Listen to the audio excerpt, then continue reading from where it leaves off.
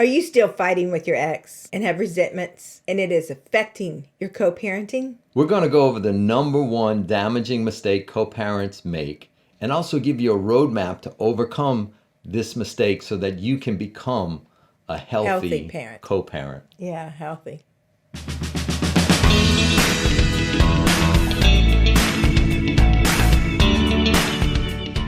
So let's jump right into it. Co-parenting damaging mistake number one, holding on to resentments towards your ex. It's not a good thing. You know, when you're holding on the resentments towards your ex, you create an atmosphere of an emotional pain in the room. Yeah, And kids are what? Like sponges. exactly. And they're going to absorb whatever the atmosphere is, regardless of whether it's spoken or unspoken. Exactly. You need to deal with the issues of your heart. Yeah. You need to clear your heart so that your children who are picking up on the state of your heart can play off of that, huh? Yes, definitely. Because one of the things that obviously you're going to have resentment. It didn't work out the way you wanted it to. Things happened. It wasn't the dream. And now you're left with this unfortunate situation where you're living apart. Your children are going back and forth. So yes, it's very painful, very painful.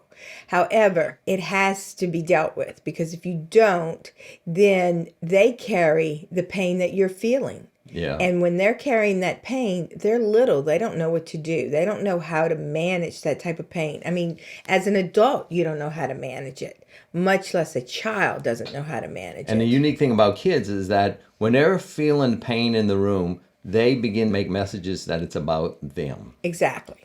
So how do you resolve the issues of your heart? You need to practice forgiveness. Look, we can take for granted you've been hurt, because if you wasn't, you wouldn't be divorced. Exactly. So how do you do that? You acknowledge the hurts that have happened in your life with your ex, and you lay down on the altar all of the hurt, all of the anger, all of the sadness, all of the losses, and you need to intentionally do that and ask for grace of forgiveness. Yes. And, go to therapy, do self-help, do what you got to do. But forgiveness does not mean that you just accept and pretend it never happened. Forgiveness is a process.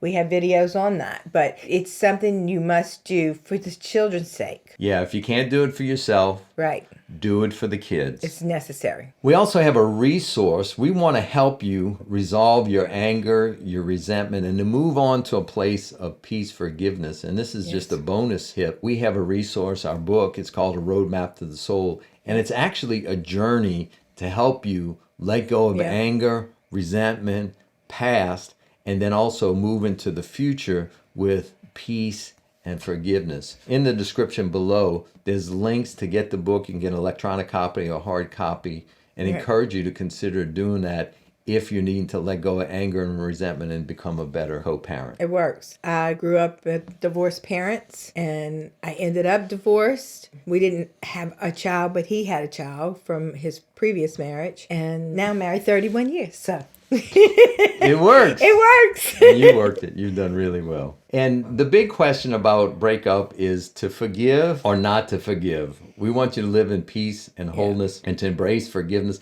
We have a whole video on walking you through that and understanding the importance of forgiveness. So click that video on the screen right now and watch that, and we will see you in the next video.